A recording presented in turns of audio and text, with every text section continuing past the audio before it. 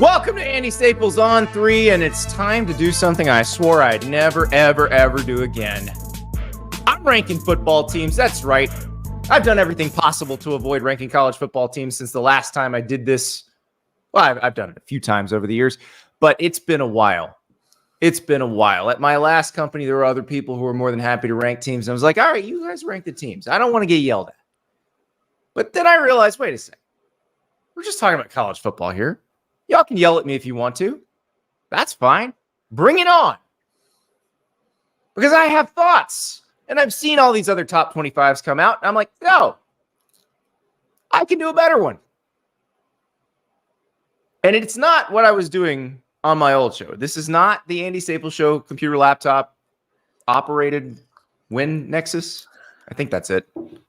You know what the letters spell.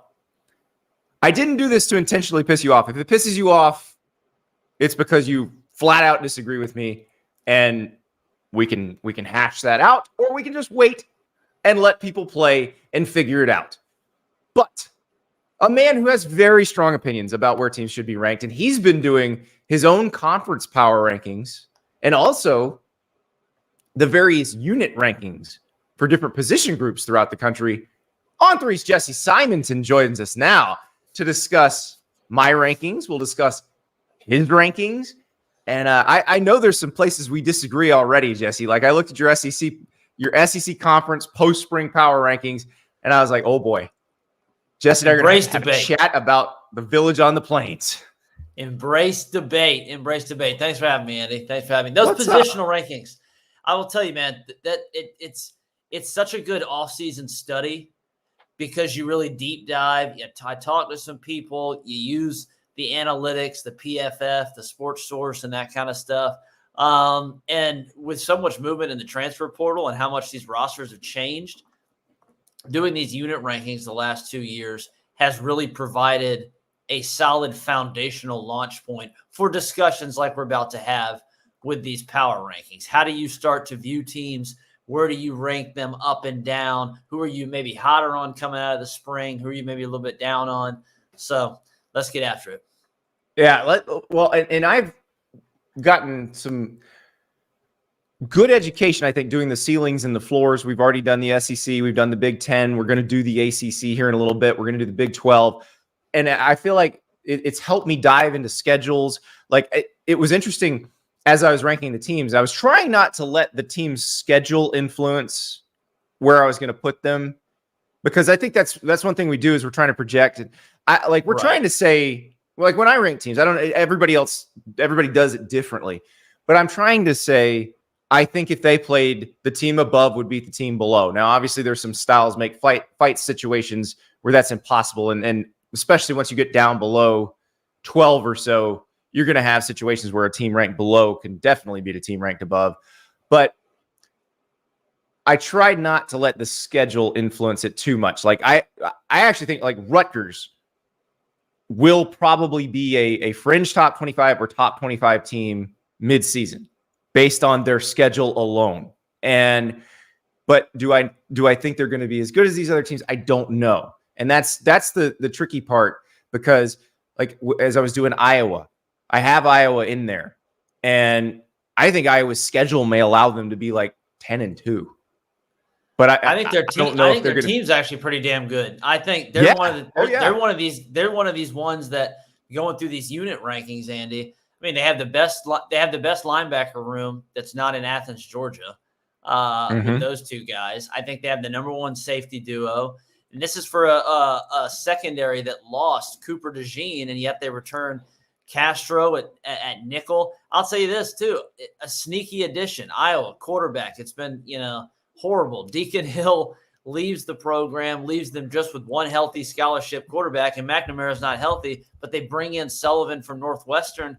I think that's something that could provide, them a win or two. We've seen Kurt Ferentz, what he's done with this program in recent years, where they have been anemic offensively. If they just don't play with their food and they're bad, they might win 10 games this year again.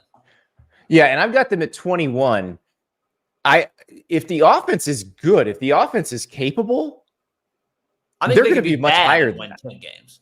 Like they're going to be a playoff. Like if the offense is good, Iowa's a playoff team. And I don't think people are quite prepared for that. And that's the other thing. I don't know about you, Jesse. Like as I was doing these, and I'm sure you, as you've done in the conference power rankings, you're noticing this too.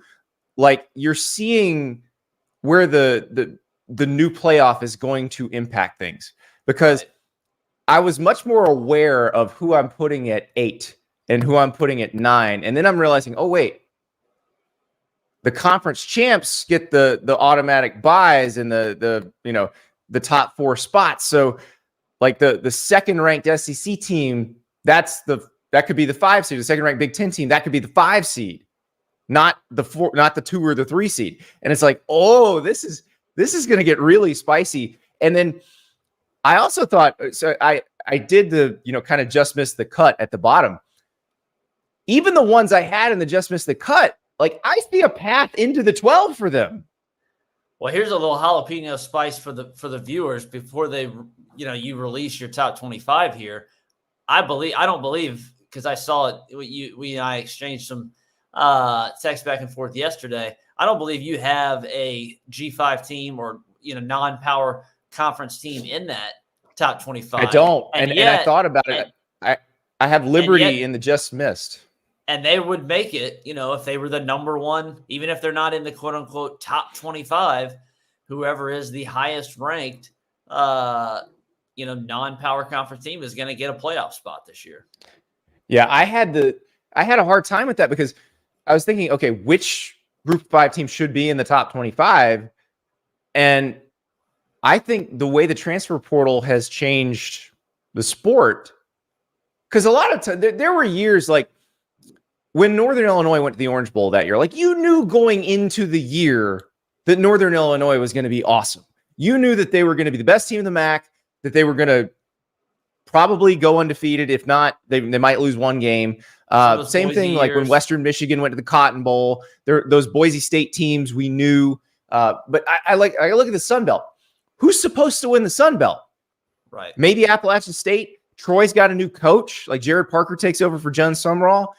The American, we don't know. Could be Tulane, could be UCF, but SMU's gone. They're in the ACC now. Like it's much harder. It is. And I think you're landing on Liberty is maybe the safest bet, just because they have so many more resources and more talent than the rest of that, Conference USA. Jamie Shadwell is a really good coach. It would not surprise me at all. Now, does that mean we're going to get a similar result to what we saw with Liberty this past year, going up against even an Oregon team that didn't have a lot of their horses? That would probably be a little disappointing, but we'll wait for that. We'll wait for that. This is the offseason. This is about optimism and excitement right now. So, and that's the thing. I feel like in what I wrote about each team, there was a lot of excitement, even like down in the 20s, because again, you can see the path to the playoff. Now, there are a few, like I had LSU at 17, and I think LSU fans are not going to like that. And that one, I felt like, okay, I realize you won't be happy with this, so I'm going to explain exactly why they're here. My thing with LSU is you're losing a Heisman Trophy winning quarterback, 2 first-round receivers. Yes, you have the best tackle tandem in America.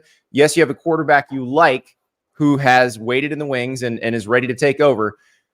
But to ask that offense to be as good as it was last year is asking an awful lot, especially when it lost its coordinator. You're asking the defense to be better than it was last year, to be considerably better, because it was awful last year. I don't know that it's going to be that much better. You just did the behind the napkin math that I wrote for a column about 10 days ago on LSU. I mean, you wrote I think I kind of did it as a spinoff piece to kind of your thoughts for what Brian Kelly had to say about NIL and how that was kind of misconstrued. But the result is, to me, LSU is just not a playoff contender this year, not a serious one at least, because I just think, again, you just did it. Natural offensive regression, even if you're really excited about, Kyron Lacey at receiver, Nuss there at quarterback, the tackle tandem you mentioned, but defensively still a ton of question marks. And the fact that the fact that Brian Kelly did host a bunch of these defensive linemen, okay, you clearly were not willing to pay them what they wanted, but there's a cost to that. And that's why you have them, down there 17 post-spring, post-portal rankings. That's why I dropped them in the SEC. I just think that other teams have positioned themselves better entering the summer than the Tigers. Ryan in the chat, I have read after spring practice and am skeptical. Spring practice means absolutely nothing. I disagree, Ryan. Ryan's an Alabama fan, which is funny because Alabama's spring practice is the reason I have Alabama ranked number 3 right now and have Alabama as one of the potential favorites to win the national title. You and I are pretty high on Alabama. I think we're a little higher than others, including Vegas, on Alabama. I think they're freaking loaded. I think getting Caden Proctor back was massive. Like losing Caleb Downs, yeah, that hurts. But it feels like everywhere they needed to add something, they did. And then what they have in terms of on their defensive line, in their linebacking core, on their offensive line, in the offensive backfield, they have everything. They have everything they need, and they're deep. You and I we're singing the same song on the Tide. I think everyone, trying to throw some dirt on Kalen DeBoer in the coaches' rankings. I had him super high. I had him in the top 4, and there was a lot of, consternation from other fan bases of what has he done? One hit wonder. Now, this is a guy who's a hell of a football coach. He's built a really strong staff. And I think defensively, what we've seen, not only what they did in spring practice, but what they've kind of assembled post-portal. You go in and get the corner from Wake. These aren't the flashiest guys, but they're pieces that were necessary to kind of pluck around. I think Alabama is going to be really good. It may take a little bit of time to gel. And honestly, Andy, I think the fact that Ty Simpson generated as much buzz as he did is a good thing for Jalen Milroe, because that's just going to continue to kind of keep that engine going where, he has been anointed the starter, but nothing's guaranteed. And so, he's got to keep showing up every day. And so it was encouraging that Ty Simpson, who's a former 5-star, flashed more this spring. And then you have a guy like Milroe. We've seen what sort of, electric talent he has if he can kind of harness it all together. Yeah. And so getting some extra guys out of the portal is helpful. And like the secondary is interesting. So they get Keon Sabb from Michigan to play at safety alongside Malachi Moore. Top 100 recruit. Yeah. Damani Jackson from USC comes over to play corner. They've also got 3 alien freshmen who are all like 6'1" to 6'3", who look the part already. Somebody, when I was in Tuscaloosa, somebody up there told me, and this is, somebody who's watched this for a while, explained watch those freshman DBs because they may be the starters by the end of the season in several cases, because a lot of the times they are better than the guys who were backing up Terrion Arnold and Kool-Aid McKinstry last year. Like they're the next Terrion Arnold or Kool-Aid McKinstry. And that's the part you gotta wonder about, because they may not be quite ready right when they get there, but by a few games in, they may be your best options. And look, I'm telling you right now, like you walk out there and you see that team, you're like, whoa, Saban's not there, but nothing's changed roster-wise. You saw that firsthand. A perfect example of what you just kind of illustrated there, Andy, is we saw that firsthand at Georgia last year with their inside linebackers. Now, Jamin Dumas-Johnson was more accomplished than the corners that these guys are backing up or following in the footsteps of Kool-Aid and Terrion. But, he ends up basically getting pushed out. He gets hurt at the end, but he ends up basically getting pushed out because 2 freshmen, Allen and Wilson, at inside linebacker, Georgia's just like, we have to play these kids. These kids are just better than you. And boom, that now Jamin Dumas-Johnson is playing at Kentucky. So I absolutely could see that, unfolding similarly with Alabama's secondary and several of those 5-stars that they have from the 24 class. Derek in the chat says Texas Longhorns should be number 1 or 2 if Alabama is number 3 with what they have coming back and what they got out of the portal. So this is my favorite part of the rankings. This is my favorite part of the rankings. I have Texas at 5. The fact that fans can get so upset about 2 spots is just that's well, right. In this particular case, now if this is last year, Texas at 5 is awful. because they don't make the playoff. They can't compete for the national title. Now 3-5 puts you in the tournament. Like, you're in the tournament and you can just show everybody they're wrong on the field.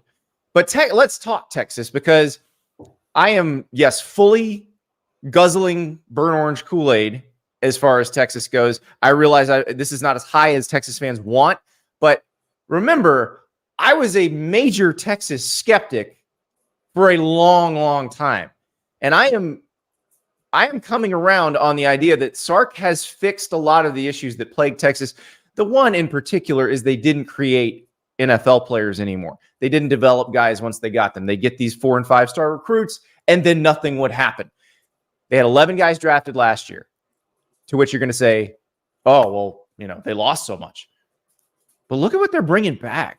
Like, Kelvin Banks at left tackle, one of the best in the country.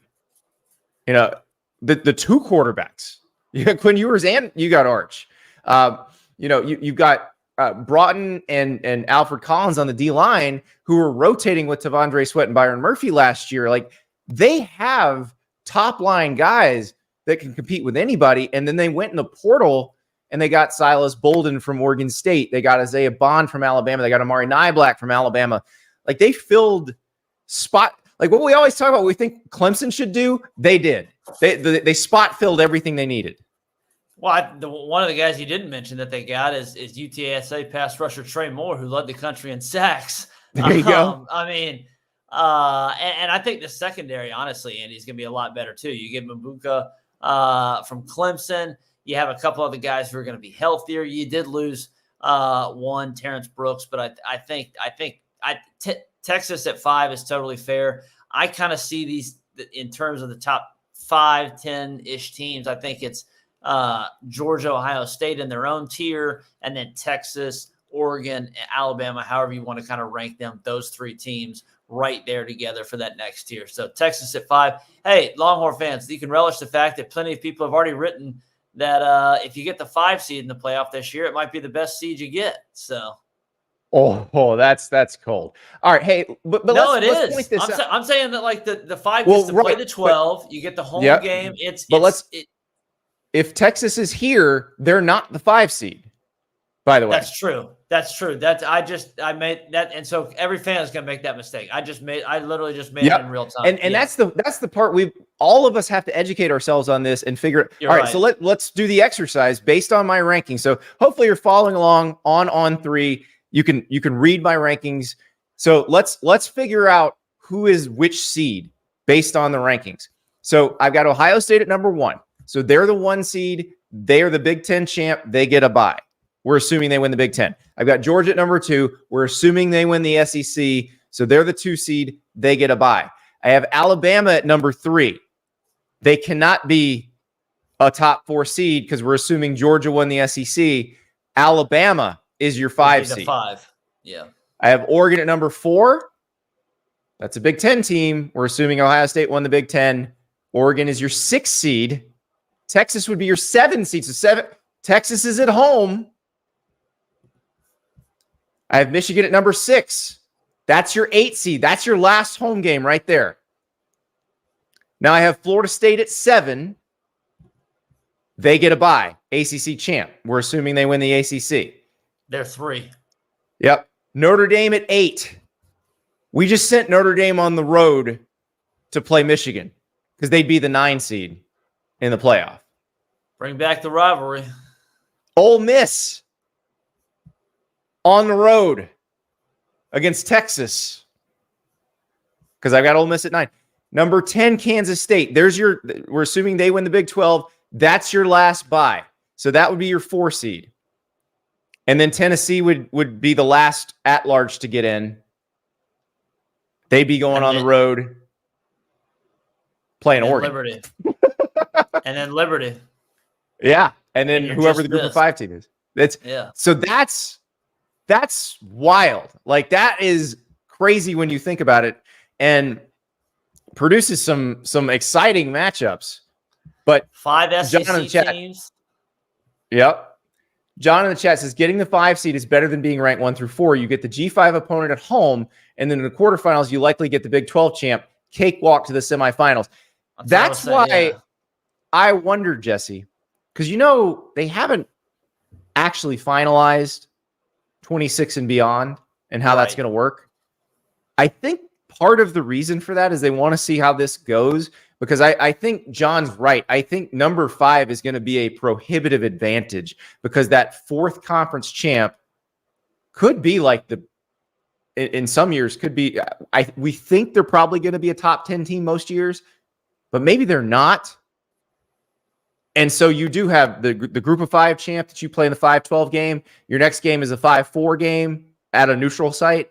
Like, 5 has a big advantage. I would rather be 5, I think, than be 1. Yeah, I don't know about that, but 5, I would say, is that's what I was trying to at least give some credence to the Longhorn fans there, to say, hey, if you are 5, at least you get the benefit here. I also wonder if, I'm at least hopeful, Andy, that part of the reason why they haven't announced the 26, 27 deals is they're going to come to their senses, and we're going to play all these games on campuses until the actual championship. So hopefully that comes with it. And if that happens, then, being the top seed, getting all those home games would just be even more of an advantage, and would frankly just be a fantastic environment. Yeah. So Chris, Charisse in the chat, I think my Buckeyes could go 11-1 this year with a loss to either Oregon or Penn State. Let us talk Ohio State, who I have at number 1. Well, we're going to talk 1 and 2. We're going to talk Ohio State, and then we'll talk Georgia. So let's talk Ohio State. I think probably most people who do these rankings have Ohio State at number 1, or they have Georgia at number 1, and it's just reversed. I look at what they did roster-wise. I look at who came. It's more to me, Jesse, I don't know who came back, because it feels a lot like the Michigan team last year. Yeah, where everybody who was kind of a fringe, like 3rd round, 4th round pick, like they're coming back. And that was huge for Michigan last year. And then Ohio State goes and Michigan was good at spot recruit. Like they got Ladarius Henderson to play left tackle last year out of the portal. Ohio State got Caleb Downs, got Quinshon Judkins, got Seth McLaughlin. Like, they got Will Howard to play quarterback. The one concern for Ohio State, and they're going to get to answer this, in that game against Oregon, was it the first week of October? Before that, their schedule's kind of cake. But I think the one issue, if there is any sort of kind of, Scarlet A for the Buckeyes, it's the offensive line. That's been kind of a bugaboo the last couple of years. Did they address it with McLaughlin, the center from Alabama? Obviously, if the snapping, snafus have gone away, they bring back Donovan.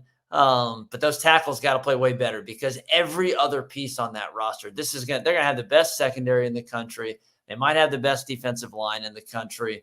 Playmakers, they got plenty. Jeremiah Smith has drawn just ridiculous comps. As a freshman, he's barely been on campus. I'm not sold that Will Howard is going to be some all-conference quarterback. I don't think he needs to be. I think playing in Chip Kelly's system, the fact that he can probably improve. One of Ohio State's other bugaboos a year ago was they couldn't score touchdowns in the red zone. I think you add Quinshon Judkins, you get back Travion Henderson, and you implement Will Howard's legs. That's going to solve a lot of problems there.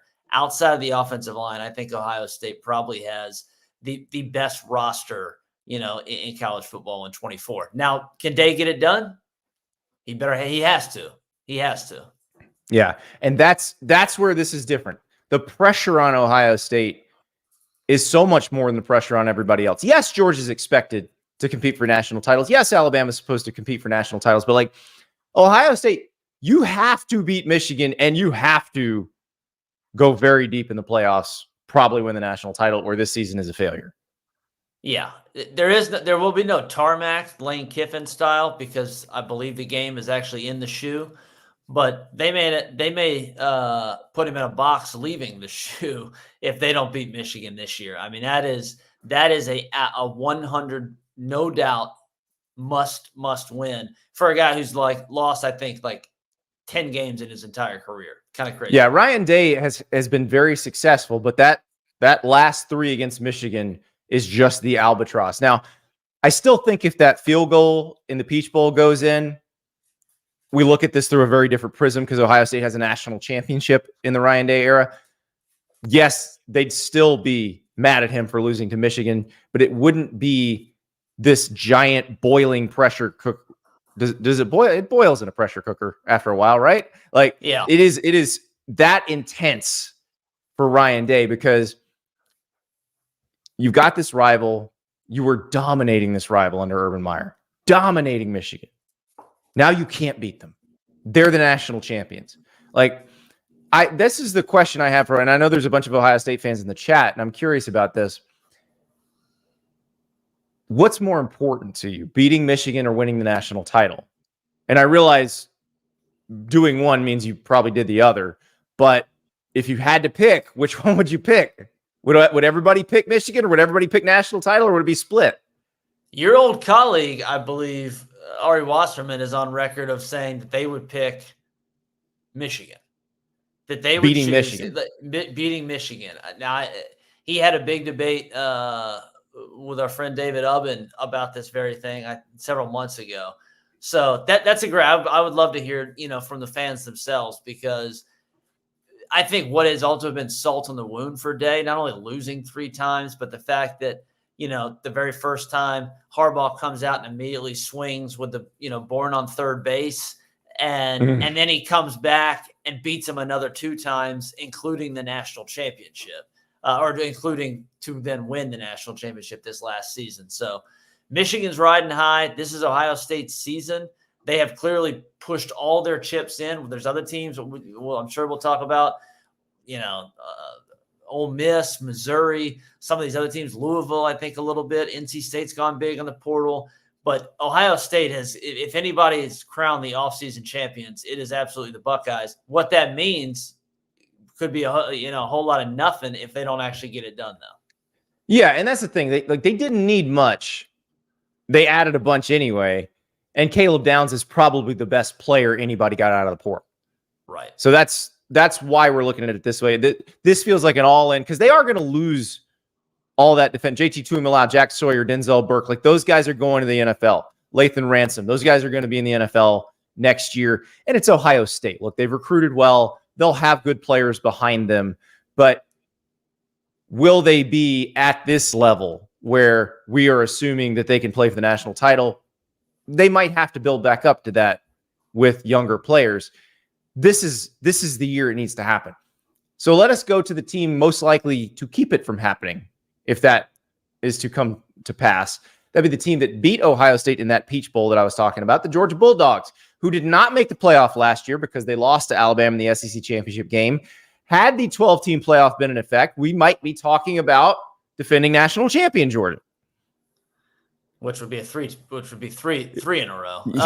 Yes. Which, as you and I outlined a year ago, was so, and it came to fruition that just how hard it was going to be, something that had not been done since before World War II with Minnesota. So can they reload? I mean, Georgia, the offensive line is not a problem at Georgia. That they're stacked there. I think the defensive line is going to be better. A year ago, they regressed a little bit. That's natural. You lose Jalen Carter. After what you've lost, it's very tough to keep that up. You send 5 guys or whatever to the NFL draft in the first round over the last couple of years. You're gonna regress a little bit. So I think the run defense, which is around 20th in the country, it should be better. Those linebackers I talked about earlier, Wilson, Allen. I think Javon Walker is going to become just a household kind of name as a Swiss Army pass rusher, inside, outside guy.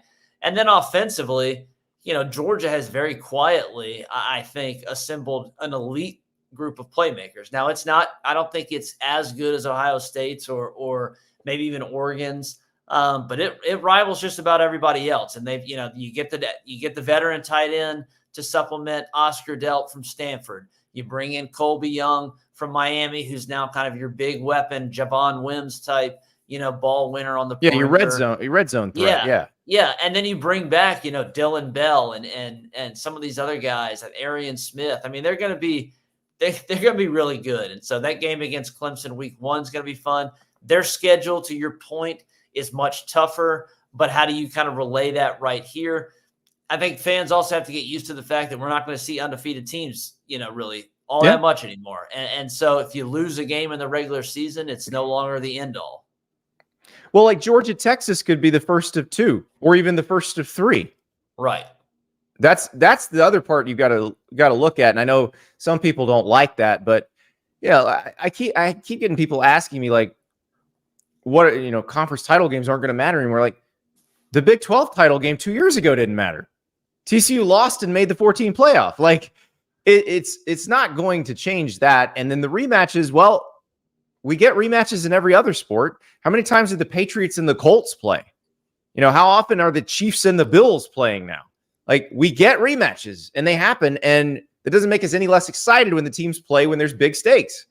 Yeah, I mean, I think you're much more of a fan of kind of the 12-team expanded stuff than I am, but I do think I've kind of basically landed on the fact that some of these games are going to be awesome and sometimes they're going to be duds. And that's just the way it's going to play out. Some of these rematches are going to be the best games we've ever seen, and some of them are going to be like, man, I really wish there was a couple other teams here or another team in this spot versus that spot. So the best part is we are going to get some really, really fantastic games. Georgia, Texas, something we've never seen. That's going to, like in the regular season, obviously that's going to be great. Ohio State, Oregon, getting at them on a nearly annual basis is going to be awesome. Texas A&M, I'm stoked.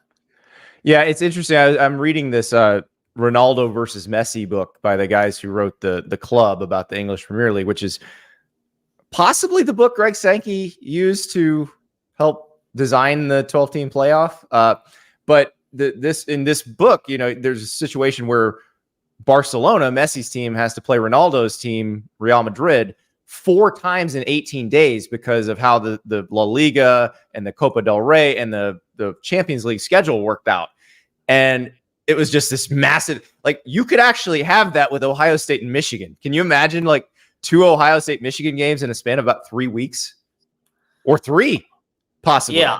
I mean, and I think in some seasons that's definitely going to happen, which is why they're considering maybe moving that game. I don't think they need to move it because let's talk about another team in the Big Ten that I have ranked very high, because this is what before, if the Big Ten hadn't expanded, I think it would be very possible most years or a lot of years that Ohio State and Michigan on Thanksgiving weekend is round 1, and then they're just going to play again round 2. I think the addition of Oregon changes the math on that, because this is a roster that can compete with anybody. Now, here's my issue with Oregon, and I got them ranked high, so I'm expecting them to break through this year. But Dan Lanning had the best roster in the Pac-12 the last 2 years, and they did not win the Pac-12. But as I keep reminding people, Dan Lanning was in his first 2 years as a head coach. He's a very young coach. You learn things. Like we talk about Kirby Smart. How much criticism did Kirby Smart take his first few years as a head coach? And then look at what he's become. I think Dan Lanning's going to break through, but this is a team that is built to succeed right now. This team should be in the Big 12, the Big Ten championship game in year 1, based on the talent they have and the schedule they have. And I think Dylan Gabriel may be the most important quarterback addition in the transfer portal this offseason. Yeah, I don't think there's any quibbles with that. Just considering he led the Big 12 in passing yards, I think efficiency, touchdowns, all that a year ago, and you just pluck him right into Will Stein's system. I'm with you on Oregon. I'm sky high on the Ducks this year. I think that, just because you haven't yet doesn't mean you can't or won't. And so Dan Lanning has shown that while he has had some issues with game management, 4th downs, over aggression, he just gets it. And he has set up this program to contend on an annual basis. They go in the spring, Andy, and they really don't have a bunch of questions. They really like where the roster's at. And yet they still, defensive tackle. It's a bear market. Brian Kelly and these guys are out here griping about the cost of business at that position specifically. And Oregon is just like, well, we'll go get Michigan State's best defensive lineman. and they just pluck that in to a group that returns Jordan Birch and some of their top pass rushers. And then I think they probably have with Evan Stewart, Tez, some of the guys there at receiver that they're going to be a really dynamic football team. Yeah, Evan Stewart's an interesting one because I don't think he really reached his potential at Texas A&M, and I think based on you talk to people there, it's probably a little bit the fault of the coaching staff and a little bit the fault of Evan Stewart himself. And the question is at stop number 2, do you learn from what happened at stop number 1? And right. If he becomes that dynamic kind of do everything receiving threat that we thought he would be as a recruit, that's an element that I don't think Oregon had last year. So, and then you look at Josh Connerly, who was Dan Lanning's first big recruiting get, beat out USC for him in Dan Lanning's first winter at Oregon. And then Johnny Cornelius, who they got from Rhode Island out of the portal last year. Get him to come back. A very good tackle tandem there. Like I think LSU has the best tandem of offensive tackles, but Oregon's right up there. So like that's huge. They've got everything they need. Now they need to show us they can do it on the field. And it's going to be fascinating because you'll have Ohio State, you'll have Oregon, you'll have Penn State, you'll have Michigan all fighting it out at the top of the Big Ten. And it's not just going to feel like a 2-team race anymore, I don't think. Yeah, and can another school that is this the year that Penn State kind of puts it together?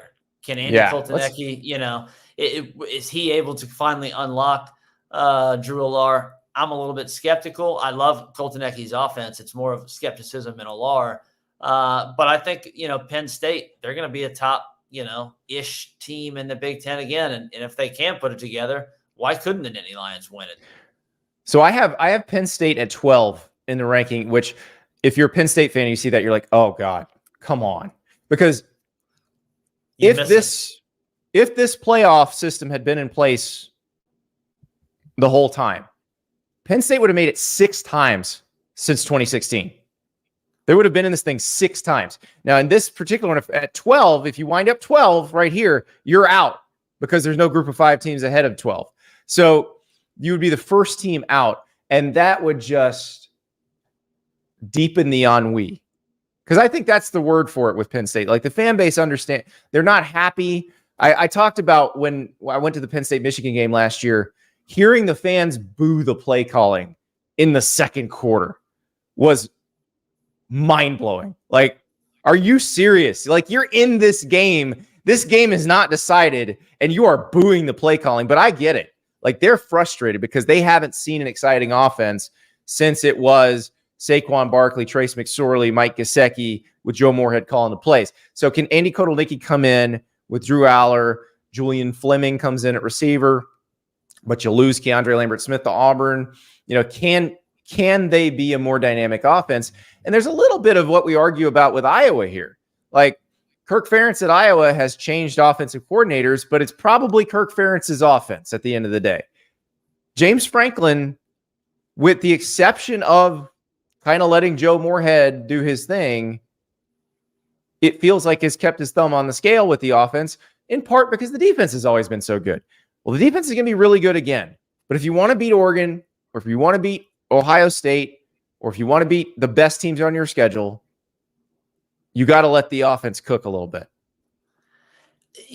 This is a bit of a sequitur, but I think it fits because we're talking about Penn State specifically. With the expanded playoff, Andy, do you think that, because you just mentioned that Penn State might have made it 6 times or something since 2016, if this system had been in place, I'd be curious out of those how many times they might have won, because I think Penn State is such a great example of they're the positive of the 12-team playoff because they've been just on the outside looking in, number 3 in the Big Ten. But then if you just get to the playoff a bunch of times but don't win any of those games, does it become kind of like an NBA team, that makes the second round over and over and over? Yeah, you make the second round, but you're never making the conference finals or what have you. Sixers. And you end up just going through all these coaches. So I'm kind of asking, I'm just thinking out loud myself, is this kind of a scenario where whoever that 12-ish, 13, 10, whatever team that's going to be constantly flirting with the end of the rankings each year, I wonder if their fan bases after the first couple playoffs are like, yeah, it's cool that we made it, but if we're not winning it, what's the difference? And I think I think expectations adjust quickly. I think okay. I think you're dead on. Like if Penn State is kind of on the edge, either just making it in and playing a road game and losing, or not making it at all, like that piece of the season will not be that exciting for them because and look, there's a lot of Sixers fan, like the Venn diagram of the Sixers fan base and the Penn State fan base, probably pretty similar. Like the Sixers fans understand, like, this ain't working. We can't get there. We have Joel Embiid, but we just can't get there. And like Penn State has got to break through. They've got to prove that they can play on the level of Ohio State and Michigan and now Oregon. Or the fan base is going to be like, that's it. Because you can't plateau unless you plateau at the top, like Nick Saban. Otherwise, people get bored. And I guess we just described 2024 Clemson.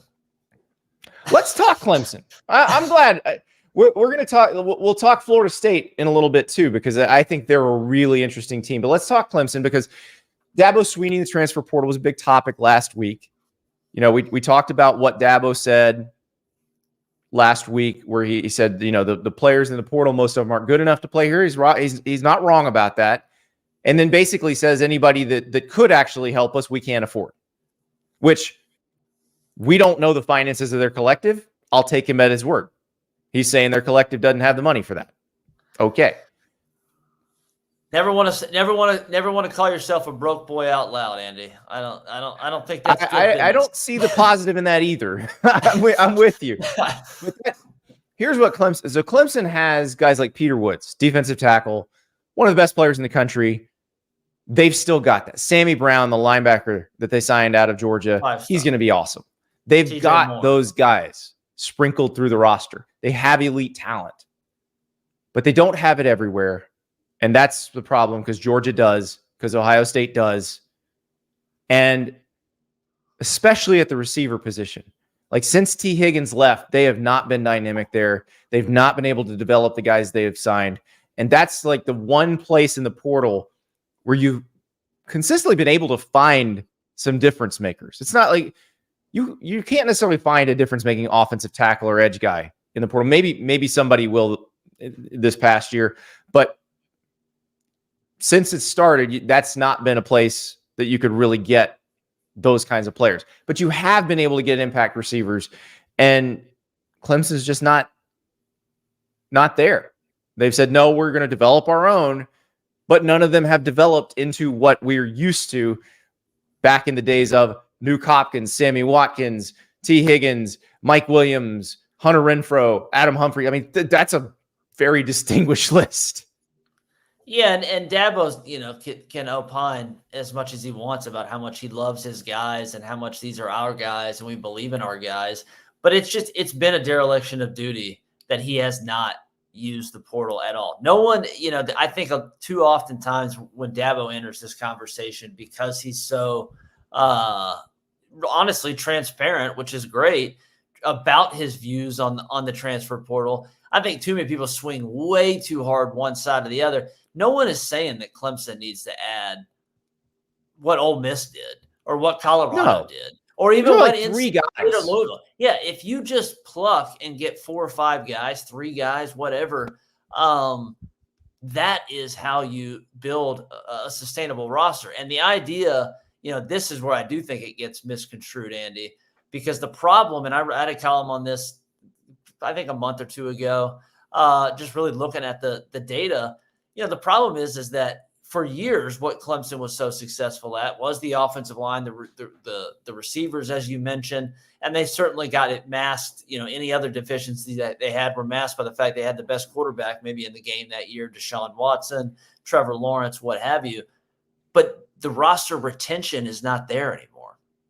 The idea that Clemson doesn't have players leaving their program is not true.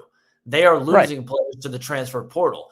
And so, yes, Dabo may not, quote unquote, run off as many guys as other, but they're losing a significant amount of 4, 5, and you know, blue chip recruits each year, and they are not supplementing that back in other than just high school recruiting, and that's just not enough in today's age. Yeah.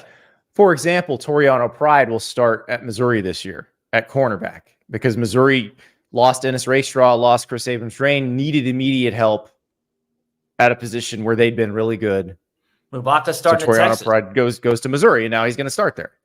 Yeah, the safety, their starting safety is going to Texas. He's going to start it and so you just have these little bitty, guys that are just going. The wide receiver who wasn't great at Clemson, but he certainly, I think, would continue to help. He's going to start at Notre Dame this year. Yeah, Bo Collins. Yeah, and so you add all these up, and you don't backfill at all, and you picture that with what Florida State has done, and that's why the Seminoles are well, and also what NC State has done, because that's another team Clemson is going to play annually, and so like you get NC State at home this year, that's good, but like NC State, Florida State, Louisville, at Virginia Tech's going to be a tricky one for Clemson. Virginia Tech's going to be sneaky good this year, and they also play Georgia. I've just identified 5 potential losses on this schedule. Like I don't think they're going to lose 5 games, but 9-3, 8-4. Perfectly plausible. And guess what? If that happens, you're not making the playoff. If that happens, I think, what was it last year that Dabo said, buy stock? I think a lot of folks will be selling off whatever they have if that comes to fruition. Yeah. So we'll see about that. Now let's go to the team I have ranked the highest among the ACC teams, and that is Florida State. This will be a very different looking team this year. Jordan Travis is gone. Jared Verse is gone. Braden Fisk is gone. Keon Coleman is gone. Now, like Fisk and Coleman were 1-year guys there, but Verse was there a couple of years. Jordan Travis was actually a transfer portal guy that Willie Taggart took from Louisville, but it was a 4-year guy at Florida State. It's a different group, but in a lot of ways, it may be a deeper and more talented group than what they had last year. Like apparently the reports of Marvin Jones Jr. coming out of Tallahassee are pretty spectacular. And so he could wind up being their best edge rusher, and they don't really drop off after losing a first rounder in Verse. Well, and they returned a guy too, opposite of him, who's really good. I think that tandem's going to be really good. Jermaine Johnson 2.0, I think Florida State fans would sign up for that. It's so funny because when you bring that up, like I mentioned that to Mike Norvell last week at ACC meetings. He's like, no, very different than Jermaine because of what's around those guys.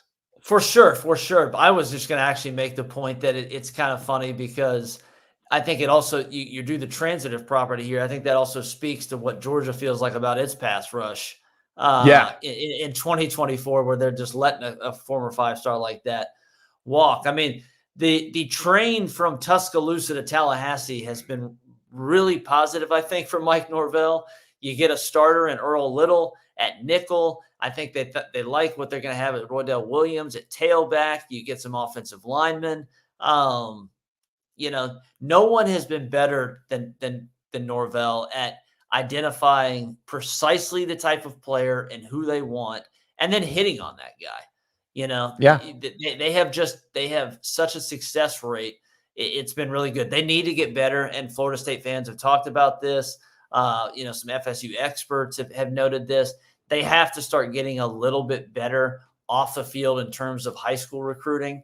But I think they are. I think if you look, it's been a gradual build of better high school recruiting as they've gotten better on the field.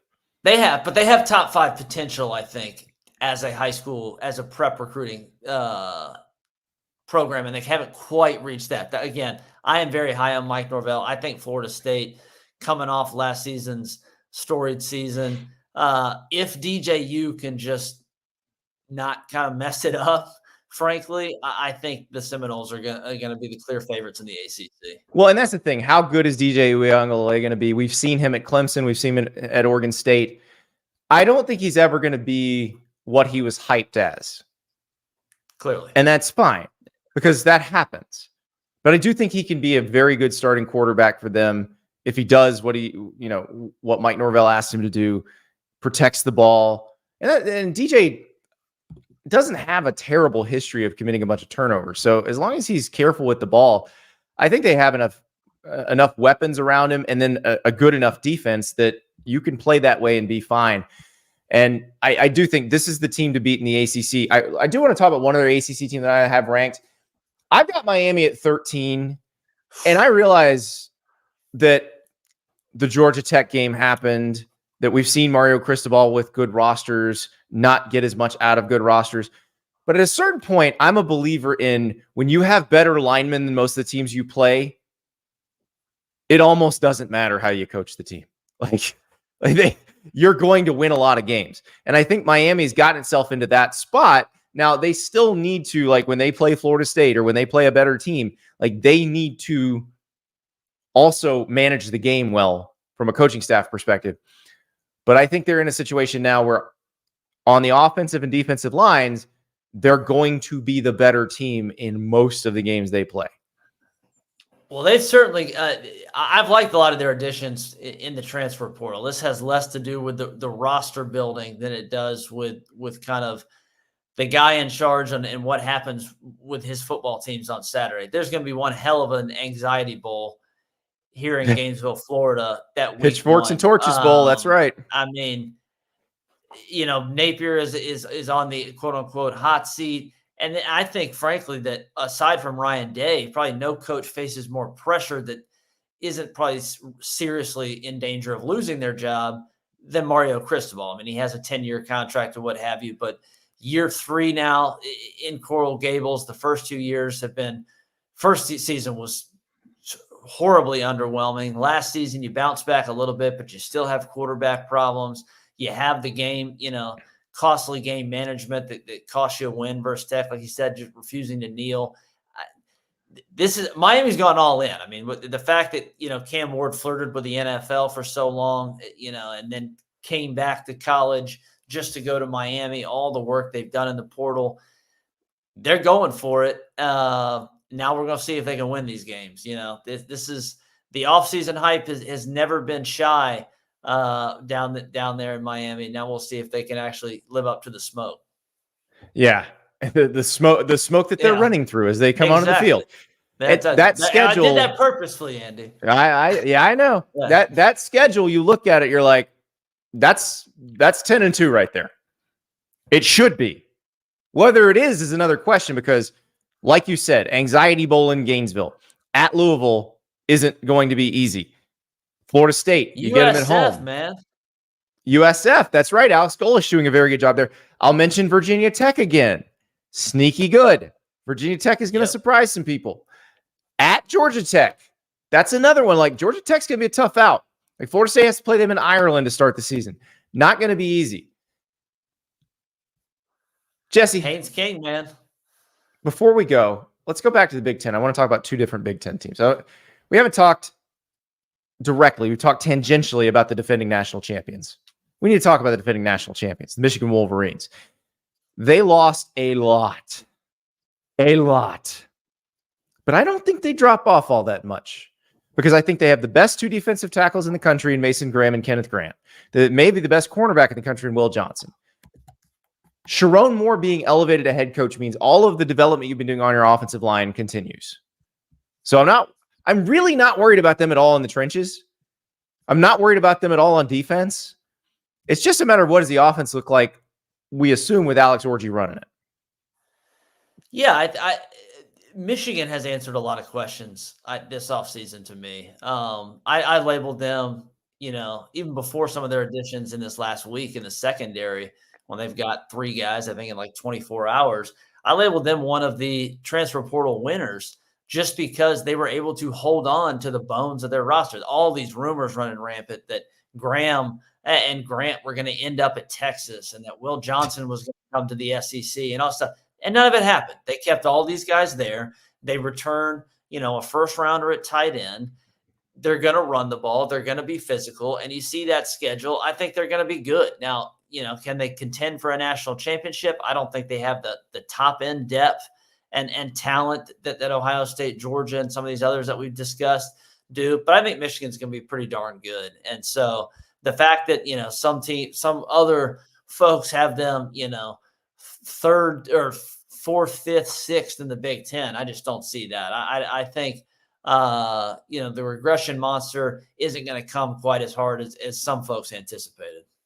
Yeah, I think they're going to be fine. I do think if there was a 14 playoff again, they might be capable of winning the national title. I think the fact that you got to win 3 or 4 games in a row against that level of competition is going to make it very hard for this particular team. For the same reason it'll make it easier for this Ohio State team. Like just like that Michigan team last year. That Michigan team last year would have been great in a 12-team playoff because it would just grind people down. And like by the time they played another team that had played 2 or 3 straight games against elite talent, that team would have wanted no part of Michigan's line firing off at them. So I do think Harbaugh would have tried to get every game with fewer than 20 pass attempts just so he could win a national championship with a school record 17 games, and then afterwards be like, but we have Patrick Mahomes at quarterback. Hey, listen, it got JJ a first-round draft pick. Not to the Chargers, but it got JJ drafted in the first round. All right, one more Big Ten team before we go. We got to talk Auburn, though. Oh, we do have to talk all about Auburn. So let's talk about this other Big Ten team, then we'll talk Auburn. Okay. All right. Nebraska. I've got them number 25. And I realize Nebraska has not won very much lately. They have not gone to a bowl game since after the 2016 season. They were 5-7 last year. Why are they ranked? I know you're asking that, Andy. Why are they ranked? I'm telling you right now, if this offense just stays the hell out of the defense's way, this team is going to be above average. I don't know if I'm ready to say good, but I am definitely ready to say above average, and a bowl game will be the least of your concerns. So I had them 5th in my Big Ten rankings. So this lines up right there. I basically had them and Iowa as a coin flip. So we are in lockstep with the Cornhuskers. Now, are we going to get fooled again?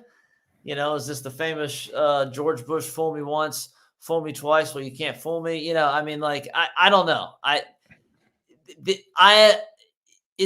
Are we too heavy leaning on a 5-star freshman quarterback? Probably. But I really like what else they have on this roster. Matt Rule went pretty hard in the portal year 1, much more high school based, not as many pieces necessary year 2. He has that, track record of the year 2 bump anyways, but you get a guy like Isaiah Nayer from Texas who, was injured, but 2 years ago was awesome at Wyoming. I think the receiver room is going to be a lot better. You get Dowell, the running back from Oregon.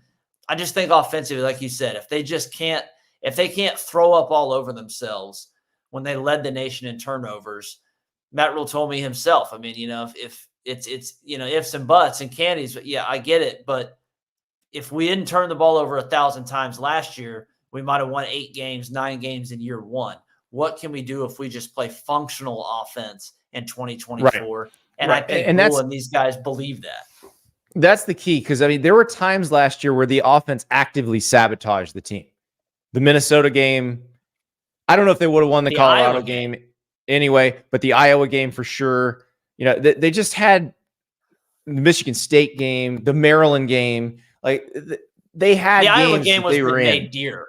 They literally intercepted a pass with 20-something seconds to go, and they gave it right back to them. And Iowa was able to kick a game-winning field goal within the last 20. It was just, black magic stuff. Yeah, so that's like Nebraska was more right there than you realize. It reminds me a little, not quite as extreme, like the 2012 Michigan State team. I think it wound up being 7-6, but they played a ton of 1-score games. The defense was awesome. The offense was non-functional.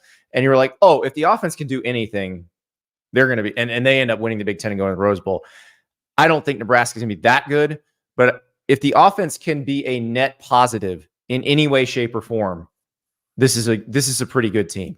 So I'm excited to see what that looks like. And we'll find out really when they play Coach Prime week 2. That'll be a fun one.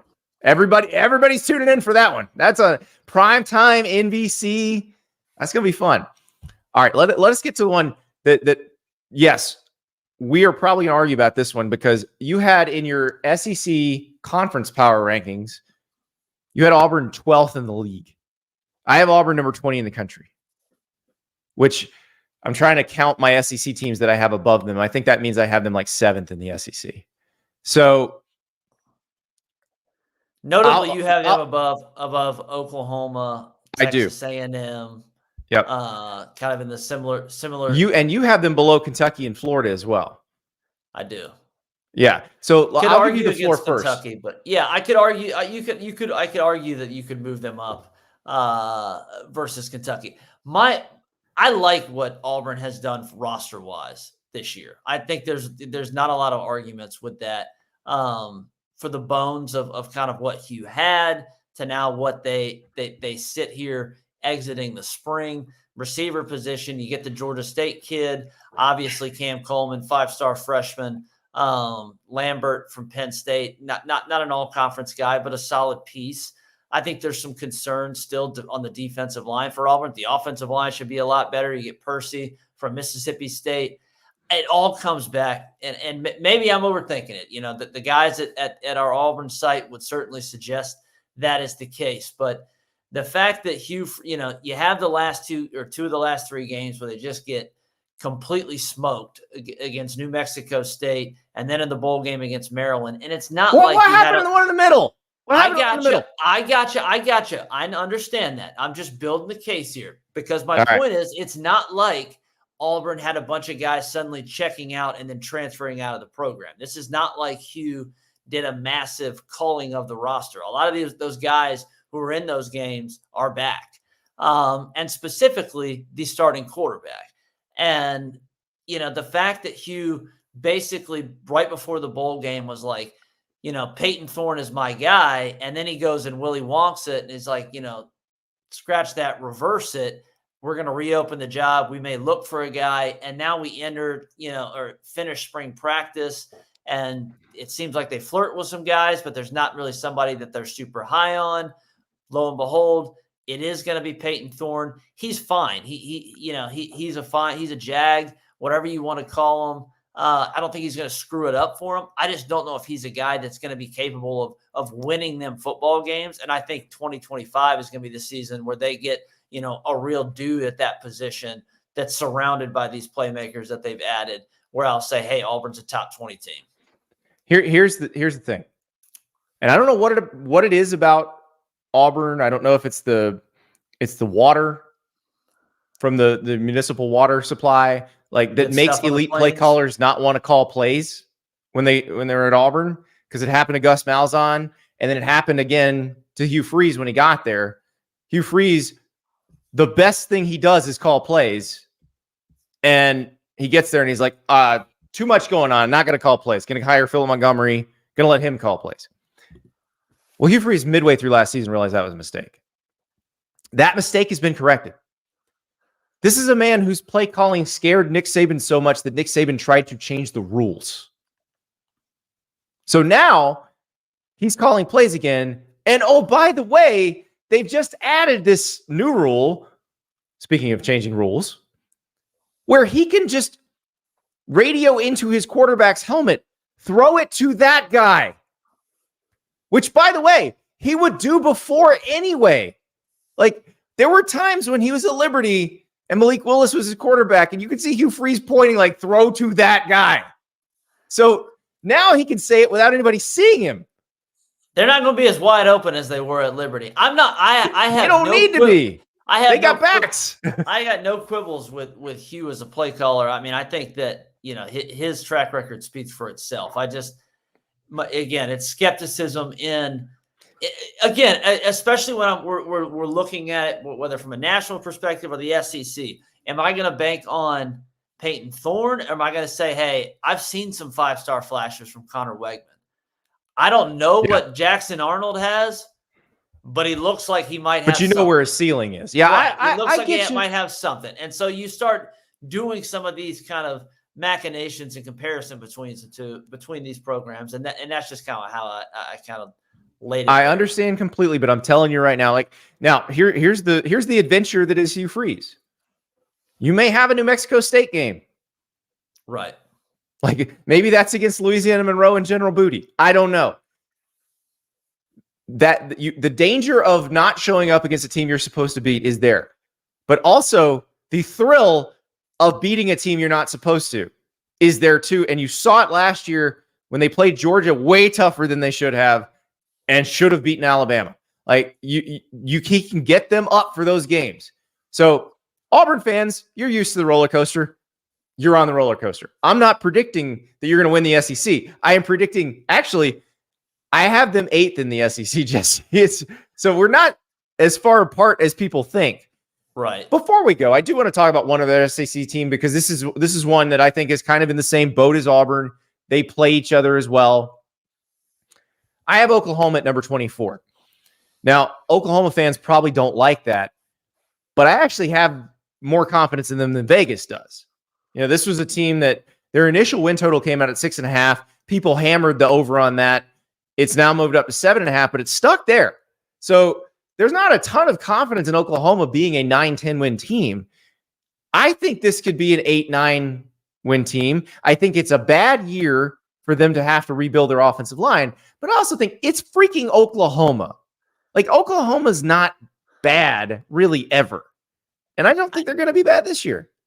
So I had a column about a week or two ago, kind of looking at the Sooners, and I just kind of asked the open-ended question, you know, is this a team that can play playoff spoiler? And that's kind of where I landed with them, Andy. I would have them in a similar spot, maybe a 4 or 5 spots higher. We'll see when my post-spring rankings come out. Top 25 comes out on Monday. I just think, you know, their schedule's so ghoulish. It's one of those things where I'm not so worried.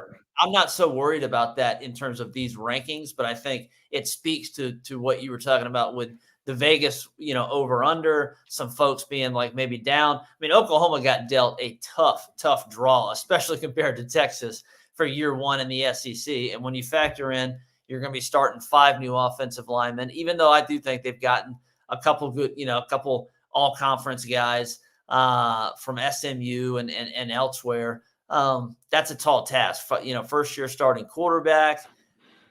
Now I really like they got some dudes on the edge. They got some pass rushers. And Oklahoma fans went ballistic on me that I did not include them in the top 10 safety unit rankings because how dare I leave out Billy Bowman? But you know, their other 5-star hasn't quite lived up to expectations yet. But I like the Sooners. I don't think that maybe just because they don't win 10 games doesn't mean they're not a quality 10-ish. But here's the thing: if they do win 10 games, they're in the playoff. And yes, if they do, absolutely. Like I think we should probably gather and reevaluate after they've played Tennessee and at Auburn. So Tennessee's their first SEC home game, Auburn their first SEC road game. I think we'll have a much better idea after that what Oklahoma's going to be this season because. Listen, Tennessee's a potential playoff team. I've got them in the top 10 in this ranking. But if Oklahoma beats them and then goes and beats Auburn, I think I recalibrate. Agreed. Did you see who else is on that schedule though? And this is where I think it's brutal. You know, it's gonna be fun. I mean, you're talking about, but I'm not even talking about just the SEC. Houston and Tulane, those are 2 very games that Oklahoma should win and probably will. But it then becomes the body blow theory, where those are going to be games that you still have to get up for. You're not just going to sleepwalk past a Big 12. I don't know how good Houston's going to be in Willie Fritz year one, but John Summerall taking over Willie Fritz's old team at Tulane, that one you do worry a little bit about. You at least got to wake up, and then it's like, oh, and then we got Tennessee, Auburn, Texas. You know, you got to play at Ole Miss and at Missouri. 2 teams are going to be in a lot of folks' top 10s. That's a tough schedule. At LSU, oof. Good luck, Brent. Cole Satterfield, the Oklahoma fan in the chat, is he's apoplectic. Like, Auburn will be an easy win, Cole says. Cole's never been to Jordan Hare. Oklahoma's never played at Jordan Hare. I don't know how to break this to y'all. Ain't nothing in the Big 12 like that. No. Nothing. No. Not even Kansas. Andy's beloved Kansas State has that atmosphere. Yeah. Listen, Bill Snyder Family Stadium is a fun place to watch a game, but it ain't Jordan Hare. Okay. One more before we go. One more.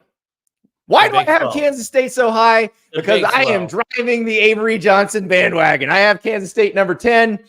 I am expecting them to win the Big 12, though I will say that is not a supremely confident pick because you will notice I have Utah at 15. I then have Arizona at number 19, and I think those three teams could be very good. I also have Oklahoma State ranked. There's a lot of teams that could win the Big 12. I think I'm going to put them all together. When my rankings come out on slash Monday, I'm literally because I think it's literally just shaking up a snow jar. globe. Yeah, just seeing just like almost like a candy jar, and like you get to pick out which starburst you get. Because I mean, I 4 or 5. The Big 12 is going to. We've discussed this before. The Big 12 is going to be. They're not going to produce a national champion, but they're going to produce one hell of a fun season because. What West Virginia is going to have a fun team. Obviously, Avery Johnson and kind of his 5-star flow. Texas Tech people are excited. Yeah, TCU Texas might come back. I like a lot of what Oklahoma State has. I mean, I think Oklahoma State is going to be sneaky. So, going to be a fun league. So, 10 is probably a little bit too rich for me, but I understand it because you're riding all in on the Johnson train. I do this with probably one player every year, and I feel bad. But last year it was Cooper Beebe. It was one of them. He had a good year too. Yeah, I know. But no, Avery Johnson. So Avery Johnson is probably the fastest quarterback we've seen with this level of arm talent in a long time. I'm trying not to say Lamar Jackson, but I'm telling you, he's the cross-racial. The comps though are the best. So. Well, and he's really fast. Like when you see Avery Johnson at top speed, you're like, okay, that's fast. And there were some throws last year where you could tell, like, this is not your typical, I'm just a track star quarterback. Like he could, and that's the thing with Lamar. Like for all the criticism Lamar ever got as a passer, he would make some throws at Louisville, and he's obviously continued to do that in the NFL. Where he's like, no, there's the NFL arm talent right there. It's abundant. It's just he's so good at this other stuff. Why wouldn't you use it? Hey man, yeah, you got a Cadillac. You need to take it out for a spin and make sure that you actually get that horsepower going. Because Avery teased, some insane potential. Now it's just gonna be putting it together. Hopefully they've improved the playmakers around him too. They've certainly added some guys. Yeah, we'll see if Dylan Edwards. But I mean, they've got good backs already. It's not like Dylan Edwards has to come in and be the number one running back. So what's his name? Led the AC or led Big 12 in rushing. Yeah. So I mean, they've got what they need to be pretty good, and they've been relentlessly competent throughout the Chris Kleiman era. So I'm excited to see it. I'm always excited when you see a new quarterback. And Jackson Arnold, kind of the same thing at Oklahoma, like the 5-star ceiling, the arm talent that's obvious. Now Jackson Arnold, like Avery Johnson in their bowl game against NC State, looked a lot better than Jackson Arnold in their bowl game against Arizona. But that's one game. So we don't know. But it's exciting when you know there's these potentially great players that they've just got to get to their ceiling, and we're going to see something special.